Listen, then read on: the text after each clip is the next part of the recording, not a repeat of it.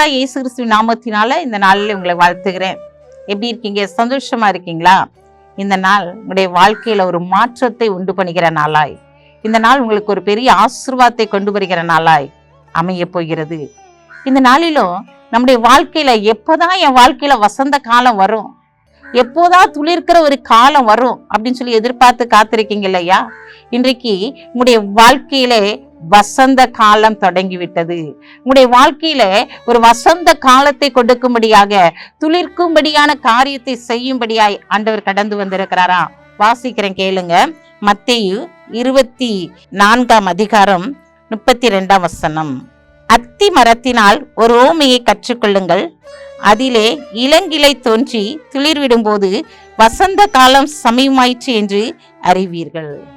இங்க பார்க்கிறோம், அத்தி மரத்தை வச்சு அங்க ஆண்டவராய் இயேசு கிறிஸ்து ஒரு ஓமையை சொல்லுகிறாரு. இந்த நாட்கள்ல வசந்த காலம் எப்ப தொடங்குது அப்படின்னு சொல்லி பாத்தீங்கன்னா, இலைகள் எல்லாம் உதிர்ந்து அது துளிர்க்கும் போது அங்கு வசந்த காலம் தொடங்கி விட்டது. இந்த நாளில உன்னுடைய வாழ்க்கையில எல்லாவற்றையும் இழந்து துளிர்க்கிற ஒரு சூழ்நிலைக்குள்ளாய் நீ கடந்து வந்திருக்கிறார். என் வாழ்க்கை எப்போது துளிர்க்கும்?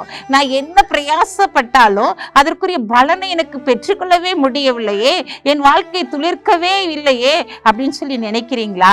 ஆண்டவர் இன்றைக்கு உன்னை பார்த்தா சொல்றாரு, உன் வாழ்க்கையில வசந்த காலம் தொடங்கி விட்டது. ஏன்னா இந்த நாளிலே நீ துளிர்க்க போகிறாய். ஆண்டவர் ஒரு பூமி அழகா சொல்றாரு, ஒரு மரம், அந்த மரத்துல இருக்க இலையெல்லாம் உதிர்ந்து அது துளிர்க்கும் போது வசந்த காலம் தொடங்கி விட்டது.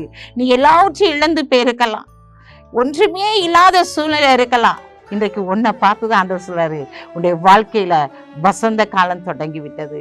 உன்னுடைய வாழ்க்கையில ஒரு மகிழ்ச்சியான காலம் தொடங்கி விட்டது, ஒரு செழிப்பின் காலம் தொடங்கி விட்டது. நீ ஏன் அழுது கொண்டு இருக்கிறாய்? நீ ஏன் புலம்பி தவித்து கொண்டு இருக்கிறாய்? எல்லாவற்றையும் இழந்து போயிட்டேன்னு சொல்லி புலம்புகிறாயா? இதோ வசந்த காலம் உன்னுடைய வாழ்க்கையில தொடங்கிட்டுமா? நீ கவலைப்படாத. ஏன் எனக்கு இன்னும் விசா வரல அப்படி சொல்லி அழுகிறாயா? இதோ கடந்து வர போகிறது. இன்னைக்கு என்னுடைய வேலைக்கு அப்பாயின்மெண்ட் ஆர்டர் வரலன்னு சொல்றியா? அது கடந்து வர போகிறது. நீ ஏன் கவலைப்படுற? இன்னைக்கு அந்த காரியத்தெல்லாம் ஆண்டவர் செய்ய போறாரு. கடன் பிரச்சனை நிமித்தம் நான் மற்றவங்களுக்கு கடனை வாங்கி கொடுத்துட்டேன் ஆண்டவரே, இன்றைக்கு அவங்க என் பணத்தை திருப்பி தரல, அது நிமித்தம் நான் கடனாளியா நிற்கிறேனேன்னு சொல்லி நீ கவலைப்பட்டு கலங்கிறியா? இன்றைக்கு அந்த பணங்கள் திரும்ப கடந்து வர போகிறது. ஏன்னா உன்னுடைய வசந்த காலம் தொடங்கி விட்டது. நீ செழிப்பின் காலத்திற்காய் கடந்து வந்து விட்டாய். அதனால உன்னுடைய குறைகள் அனைத்தையும் தேவன் நிறைவாக்கி உன்னை பூத்து காய்த்து கனி கொடுக்கிற மரமாய் உன்னை ஆசீர்வதித்து உன்னை உயர்த்த போகிறார். கண்களை முடிச்சு ஜெபிப்போம்.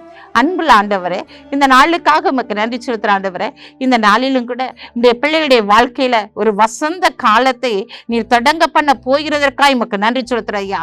இனி இவருடைய வாழ்க்கையில சந்தோஷம், சமாதானம், மகிழ்ச்சி ஆண்டவரே, எல்லாவற்றிலும் ஒரு நிறைவை கொடுத்து ஆண்டவரே நீர் இவர்களை கனப்படுத்த போறதற்காக நன்றி செலுத்துறோம் ஆண்டவரே. எல்லாவற்றையும் இழந்துட்டேன், நான் வெறுமையான பாத்திரமாய் நிற்கிறேன்னு சொல்றாங்களோ, அவங்களுடைய வாழ்க்கையை நீர் துளிர்க்க பண்ண போறீங்கப்பா.